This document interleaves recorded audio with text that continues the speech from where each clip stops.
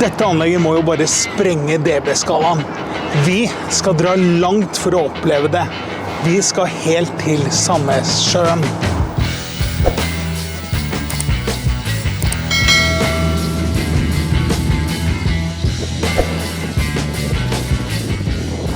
Hva er det vi har her? Du, her har vi litt sånn heimsnekring. Et forsøk på å lage et hyggelig lydoppsett. Hvor høyt kan dette spille? Høyt nok. 130 pluss uten problem. Men det er ikke hensikten da. Men har du fått reaksjoner fra naboen, eller? Ja, det har jeg. Jeg har et hus, 2 hus unna, som fikk snap av at det restet litt i porselenet deres. Så det er nok energi. Var det disse som var synderen, eller? Ja, de var nok sterkt medvirkende i hvert fall. De var det. Fortell litt om subwooferne. Du, det her er 200 liter cirka porta kassa med BMS-drivere, 18 toms. Tåler 1200 RMS kontinuerlig. Tunet til 20 hertz, altså på porten da. Men i rommet mitt så spiller de flatte 14 før det ruller an og så er det. Men det er ikke de som gir smell i bassen, det er disse åpne bafflene her. Ja. Hva er dette?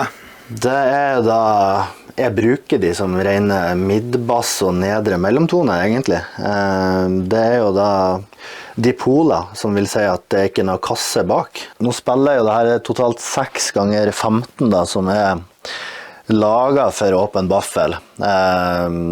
Så de spiller for så vidt ganske habil bass ned til 30 hertz alene, med plenty skuv.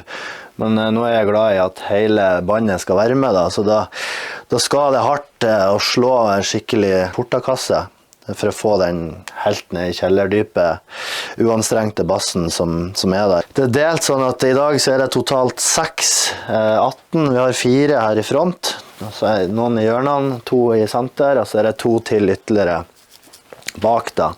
Og de er delt på 80 hertz, 4. orden, så de ruller ganske bratt. Og så blir det da egentlig en veldig behagelig jobb for de her midbassene og tar over derifra fra 80 til 300. Frontene er også åpen baffel. Hva er det vi ser her? Det er da en koaks, altså en 10-tommer også fra BMS, med en ringradiator, ja, tweeter som spiller helt ned til 1300 og helt ut til 20 kHz. Og så er det slengt på en liten dipol AMT, så det vil si at den er også åpen, så alt spiller i begge retninger her, for å få litt mer luft da, helt i toppen. Alt deles og forsterkes med Encore.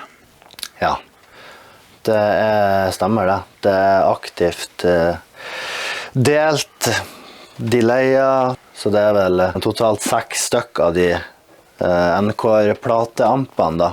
Det begynte jo med at jeg kjørte 2 sånne på sub først, men nå er jo systemet helaktivt drevent da, så...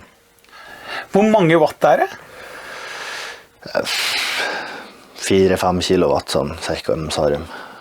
Hvor mange timer har du brukt her nede? Nei, det tør jeg ikke å hverken regne på eller si høyt, men det er noen hundretalls timer det, ja, om ikke 1000.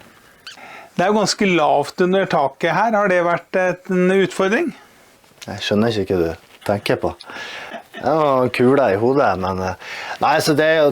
Man har det man har, skulle jeg si. Dette er jo på min garasje, da. Så jeg har ikke vært for at jeg helt tatt hadde et rom til overs.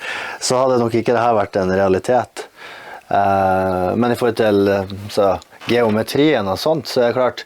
Ideelt sett så skulle rommet sikkert vært dobbelt så stort.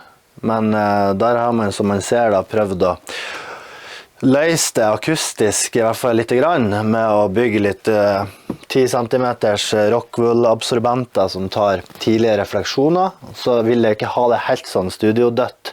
Så det er litt diffusorer som er både i tak og på tidligere refleksjonspunkt, samt bak og midbasstårnene. I og med at det er dipol, så spiller det mye energi bakover også. Er det noen som sier at dette for mye? Ja, det kan hende. Kona kanskje?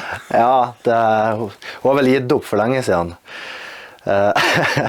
Man blir kanskje litt sånn overgitt når man ser bare en vegg med masse membran og sånt med sånn første øyekast. Men det har jo helt klart sine fordeler det også da. Kapasitet får du egentlig aldri nok av. Du lytter kanskje på 85 til 95 normalt, og så kan man dra på litt når man har lyst. Men så er jo det at du ser nesten aldri at driver elementer sånn, gjør noe særlig ut av seg. Null utslag. Det går på tomgang for det meste, og da blir det mye mindre forvrengning da, som igjen, i hvert fall mine ører, resulterer til bedre arbeidsvilkår for oppsettet, og det er uforvrengt og ren lyd da.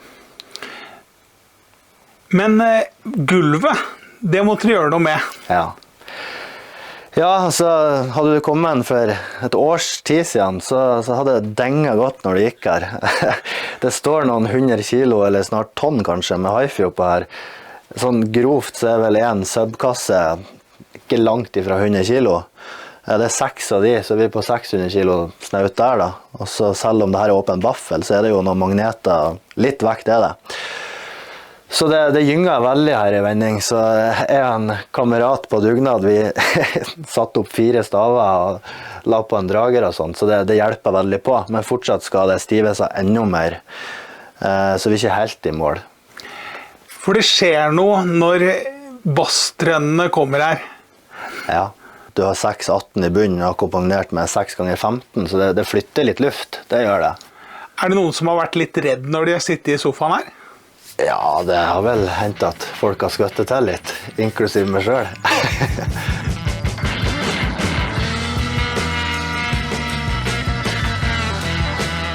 Klarer du å høre avslappet på oppsettet etter at du har jobbet så mye med det? Ja, etter litt trening så går det mye bedre. Så det her er en sånn reise som har pågått kanskje 3 års tid nå. Men jeg kommer dit at det er litt mer avbalansert hele greien, og føler vel egentlig at selvfølgelig er alltid ting som kan bli bedre, men jeg klarer å sette pris på det, og kose meg litt også. Og det tror jeg er viktig, oppi all galskapen.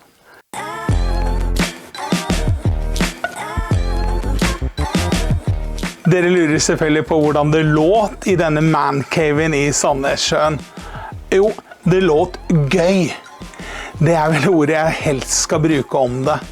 Det var en eksplosiv dynamikk, og bassen var brutal. Det var et par låter jeg hørte som jeg trodde kanskje at hele gulvet ville rase ned. Det bare ristet. Jeg tenkte at nå kommer jeg til å havne ned i garasjen, for dette er jo etasjen over garasjen. Hvis du er litt sånn hifi-politisk korrekt, så kan man kanskje si at det manglet litt luft der oppe, eller at kanskje man skulle ønske seg enda mer dybde i lydbildet og enda mer detaljer rundt der. Men det har nok detaljer, og det har ekstremt spilleglede, og det som imponerte meg mest var egentlig stemmene. Det låt så fantastisk naturlig, og det gjorde at man kunne høre på Kari Bremnes og oppleve at Kari Bremnes var i rommet. Man kunne høre på Ratka Tonef og ikke tenke at man hørte på et anlegg som bare smalt til når man hørte på et storband i stedet for. Så veldig gøy å være på besøk i Sandnessjøen. Husk å trykke like og abonner på vår kanal. Så kan vi dra på flere turer som dette.